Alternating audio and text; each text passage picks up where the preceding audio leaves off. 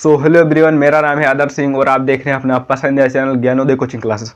आज की क्लास में हम करने वाले हैं क्लास 12 की फिजिक्स का फर्स्ट चैप्टर की सेकंड क्लास, यानी विद्युत आवेश तथा क्षेत्र की सेकंड क्लास। इसके पहले हम एक क्लास कर चुके हैं जिसमें हमने पढ़ा आवेश के बारे में, उसके प्रकार के बारे में और उसके मूल गुण धर्म के बारे में। और आज के इस क्लास में हम उसी क्रम में आगे बढ़ते हुए पढ़ेंगे कूलाम का नियम। तो ठीक है, अंत तक बने रहिएगा और समझते हैं क्या होता है कूलाम का नियम। तो जो कूलाम का नियम है बहुत ही सिंपल है। कूलाम का नियम जो होता है वो बल के बारे में बताता है, दो आवेशों के बीच लगने वाले बल के बारे में। ठीक है, तो आपने क्लास 9th में पढ़ रखा है दो पिंडों के बीच लगने वाले बल के बारे में, वही हमें इस क्लास में पढ़ना है। ठीक है, जैसे आपने क्लास 9th में क्या पढ़ा था कि अगर कोई दो पिंड है M और M2 और कुछ दूरी पर रखे हैं, ठीक है, R दूरी पर रखे हैं, तो उनके बीच जो बल लगेगा अनुक्रमानुपाती होगा दोनों पिंडों के गुणनफल के, और उनके बीच की दूरी के वर्ग के व्युत्क्रमानुपाती होगा। और आपको यहाँ से एक सूत्र मिलता था जो होता था F बराबर Gm1m2/r²। आपको यहाँ से एक सूत्र मिलता था दो पिंडों के बीच लगने वाले बल का। ठीक है, और आज के समय हम करने वाले जो हमें सूत्र मिलेगा वो मिलेगा दो आवेशों के बीच लगने वाले बल का सूत्र मिलेगा, और उसी का हम निगमन करेंगे। तो आइए देखते हैं कैसे होगा।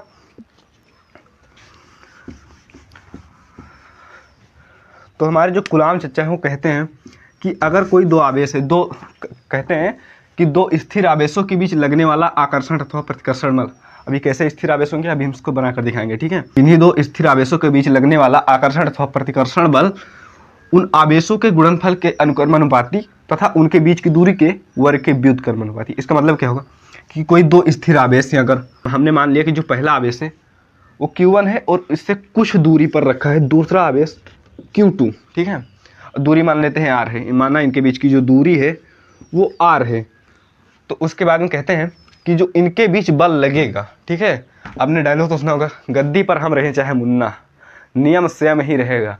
तो अगर कोई दो आवेश अगर एक दूसरे से कोई दूरी पर रखे हैं तो बल तो लगेगा। ठीक है, तो बल लगेगा। अब बल चाहे आकर्षण का बल हो चाहे प्रतिकर्षण का बल हो, लेकिन बल लगेगा, आकर्षण का बल हो चाहे प्रतिकर्षण का।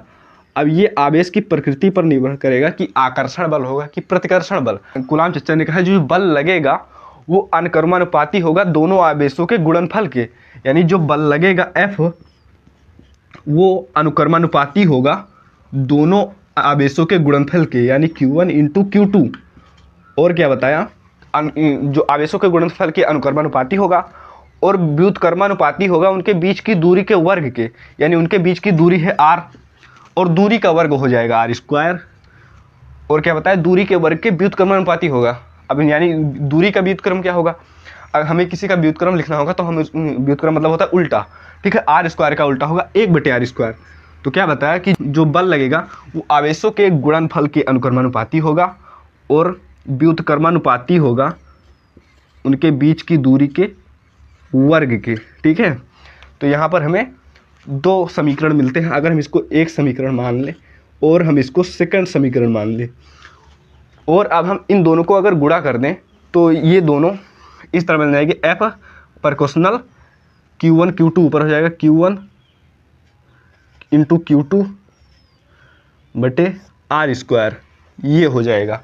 और जब यहाँ से ये प्रोपोर्शनल का चिन्ह हटेगा तो यहाँ से हमें एक सूत्र मिलेगा जो होगा F बराबर 1/4πε0 × Q1 Q2/R²।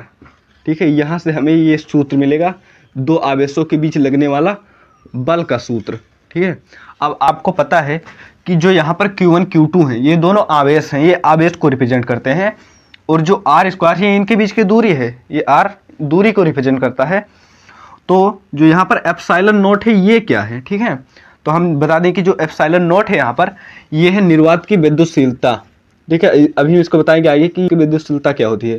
ठीक है, तो जो ε0 होता है यहाँ पर वो होती है निर्वात की विद्युतशीलता, जिसका मान होता है 8.85 × 10⁻⁻12।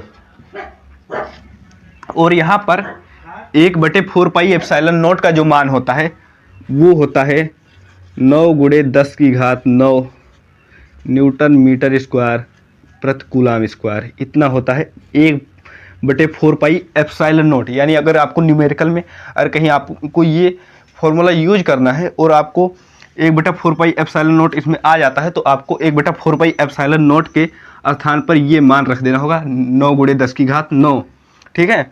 और जो यहाँ पर ई होता है, यहाँ पर एप्सिलॉन नॉट, यहाँ पर हमने समझे निर्वात की वैद्युतशीलता है और इसका मान 8.85 × 10⁻12 होता है। बोलो इतनी बात समझ में आ गई, ठीक है। तो यहाँ पर सबसे पहले हमने पढ़ा कि कूलाम के नियम में कि अगर कोई दो स्थिर आवेश होंगे और कुछ दूरी r दूरी पर रखे हैं तो उनके बीच बल लगेगा, ठीक है।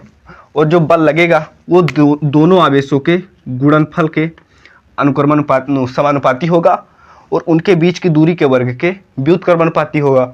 और यहाँ से जब समानुपात का चिन्ह हटेगा तो यहाँ से हमें एक फॉर्मूला मिलेगा F बराबर 1/4 pi epsilon not into Q1 Q2 बटे r²।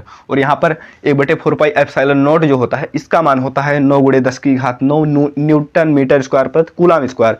और जो यहाँ पर एप्सिलॉन नॉट है ये है निर्वात की वैद्युतशीलता और इसका जो मान होता है वो होता है 8.85 × 10⁻12। अब ठीक है, अब यहाँ पर जो बल का मात्रक होता है, ठीक है, जो बल इसका मात्रक होता है आपको पता है न्यूटन होता है, ठीक है, बल का मात्रक न्यूटन हो जाएगा, ठीक है। अब इतनी बात अगर समझ में आई तो हम बढ़ते हैं अपने नेक्स्ट टॉपिक की तरफ। तो जो हमारा नेक्स्ट टॉपिक है वो है कूलाम के नियम की सीमाएं।